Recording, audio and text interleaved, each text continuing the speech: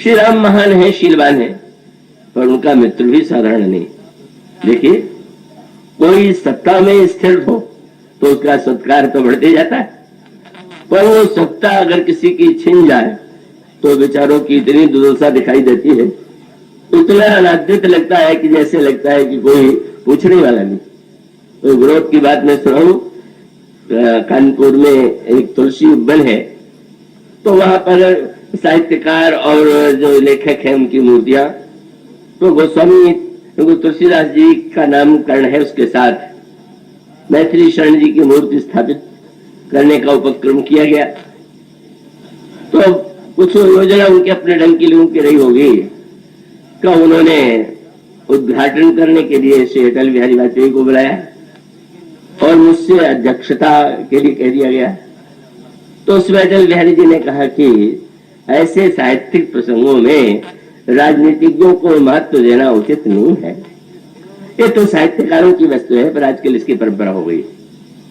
तो अंत में मैंने भाषण देते हुए यही कहा कि नहीं, अटल बिहारी जी ने बहुत सुंदर बात कही है, पर मुझे लगता है कि राजनीतिज्ञों को सम्मान अवश्य देना चाहिए। तो जीवन काल में भी मरने के बाद भी इतनी शिकड़ी है परंपरा, बहुत कहते हैं, मैंने मुझसे कहा कि आपने बहुत अच्छी बात कही।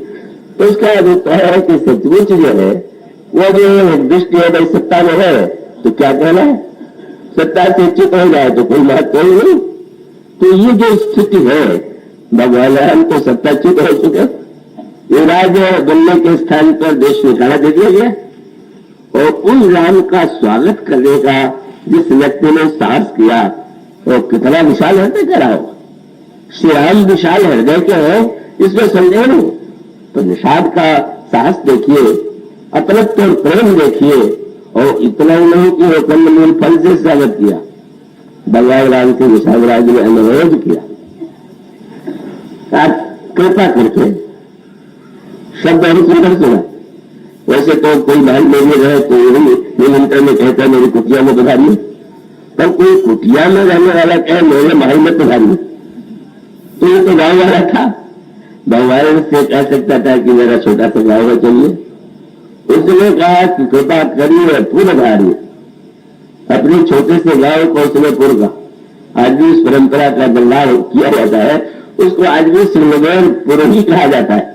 तो गाँव तो गाँव है, पूर्व तो बहुत बड़े जो स्थल है उनको कोई संज्ञा दी जाती, कितने स्नेह नहीं भावना है, और बोलने में सावधानी कितनी। अगर कोई पूछ दे कि अच्छा तुम तो मेरे मित्र हो, भगवान ने सखा कर करके पुकारा था, तो शायद तुमने सोचा होगा कि संकट के समय राम के पास रहने का स्थान नहीं है, तो तुम अपने घर चल करके रहने का निमंत्रण दे रहे। कंदमूल फल से स्वागत केवल न करके निषाद की इच्छा है कि 14 वर्ष इसी गांव जिसमें उन्होंने कहा फूल, और फूल के पीछे ये उसकी भक्ति वही भावना जिसका संकेत ही मिलता है सुमित्रा अम्बा के वाक्य में। सुमित्रा अम्बा से लक्ष्मण जब विदा लेने के लिए आए हैं तो मां ने पूछा कहां जाना, तो अयोध्या छोड़ करके वन में। लक्ष्मण तुम्हारी कैसी भ्रामक व्याख्या है, तुम अयोध्या छोड़ के वन में जा रहे हो, वन में तो हम लोग रहेंगे, तुम तो अयोध्या में जा रहे हो, क्यों आ रहे हो?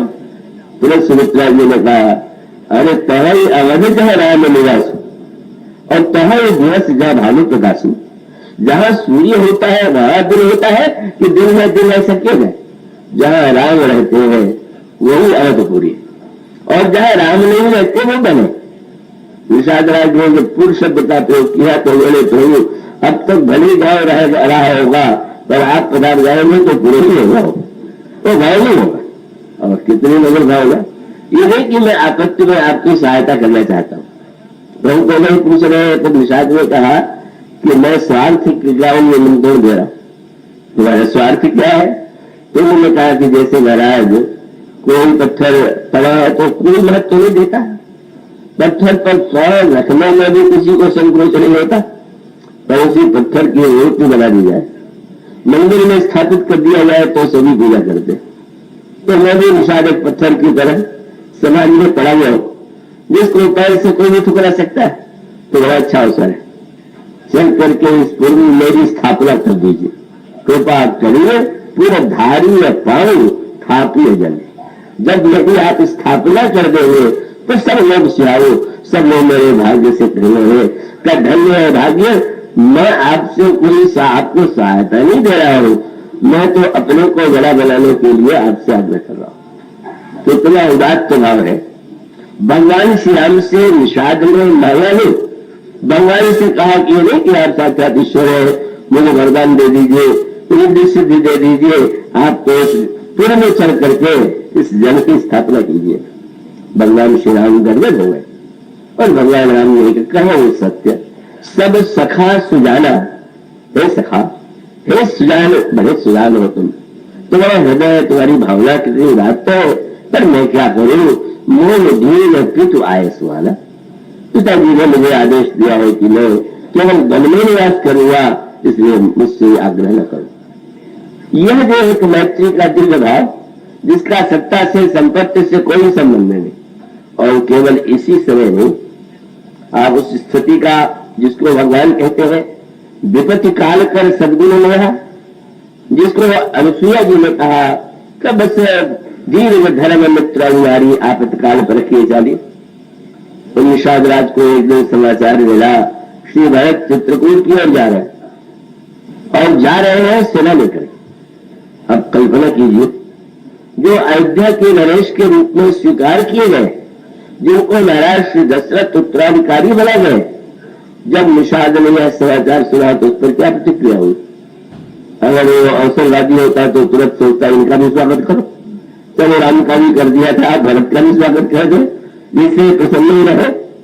लेकिन निषाद ने गाय वालों को बुलाया, अच्छा मैं समझ गया कि भरत क्यों जा रहे हैं चित्रकूट। सेना लेकर के कोई मनाने नहीं जाता, सेना का प्रयोग तो युद्ध के लिए किया जाता है, और इसलिए मैं बताऊंगा भरत को कि लड़ाई किसे कहते हैं। तो आप सोचिए, अयोध्या की चतुर्भुज सेना, हाथी घोड़े रथ और एक से एक अस्त्र वेचता, और वह अपने गांव के लोगों को मिला करके कहता है आपके घरों में जो बांस ले आइए, फरसा ले आइए, छुआ हुआ ले आइए। कितना उसके जीवन में श्री राम के प्रति प्रेम है। उसको ये लगता है कि क्या हमारे जीवित रहते, जितने निषाद ने कहा कि सन्मुख ले भरत सह ले, और जिया जिया तो मैं सोरसर निधन दे। जब तक हम जीवित रहेंगे, और साथ साथ आदेश दे दिया जितनी नावें हैं सब डूबो दो, और जब तक हम जीवित हैं तब तक भरत क्या कहीं पार करके जा सकते हैं। और भावना क्या है, तो मैं जानता हूं कि हमारे प्रभु महान है, उन्हें कौन परास्त कर सकता है, लेकिन आज जो उसके मैत्री भावना का उद्गार है, विपत्ति काल कर सदगुरु लेहा, उसने यही कहा समर मरण पुण्य सुरसर चीरा, राम काज छो भंग शरीरा, भरत भाई मित्र मैं जन नीचू, बड़े भाग सिपाही नीचू, राम काज रंधो लगना रंगचारी, जस धैर्य मन दुश्चारी।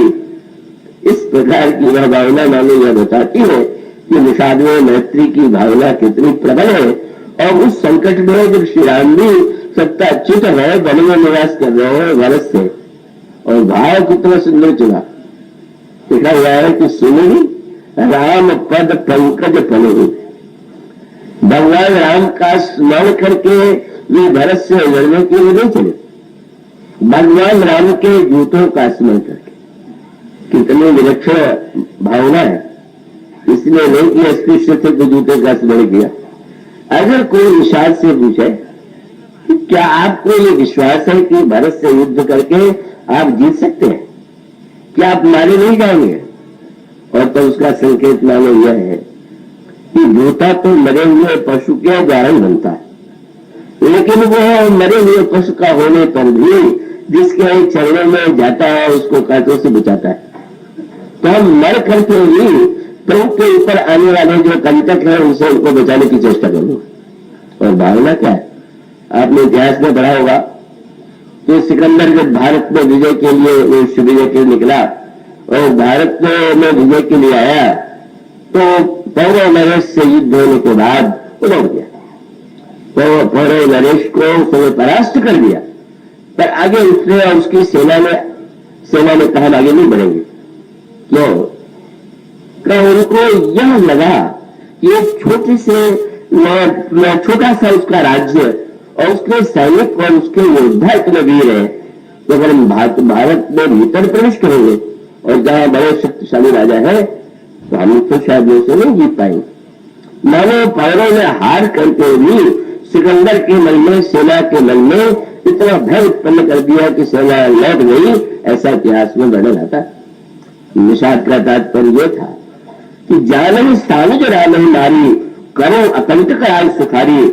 और भरत ने समझ लिया कि राम अकेले, और जब हम लड़के मर जाएंगे तब उनको समझ में आ जाएगा कि राम से स्नेह करने वाले ऐसे ये व्यक्ति जो अपने प्राण को भी दे करके आपको बढ़ने नहीं दे रहे हैं, मुझे विश्वास है कि हम लोगों के साहस का परिणाम ये होगा कि हमारी मृत्यु सार्थक होगी, और भरत ऐसा विश्वास नहीं करेंगे।